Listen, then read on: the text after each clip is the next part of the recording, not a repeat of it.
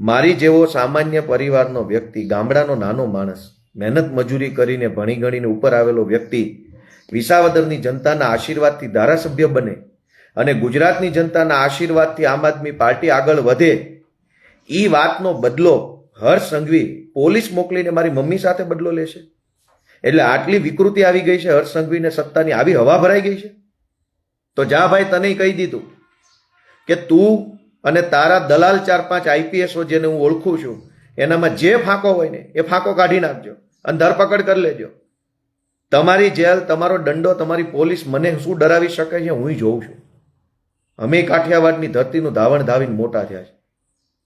આ શું રાજનીતિ આદરી છે? આ માણસાઈ છે? આ કોઈ વ્યવહારિક વાત છે? તમે એક સિનિયર સિટીઝન 65 વર્ષની મહિલાને પોલીસ મોકલીને દબાવો એટલે શું સમજો છો તમારી જાતને? આવા તો અનેક ગૃહમંત્રીઓ આવ્યા અને દફન થઈ ગયા, માટી વળી ગઈ શરીર ઉપર, કોઈને યાદ નથી કેટલા આવા પાક્યા ને કેટલા ક્યાં જતા રહ્યા.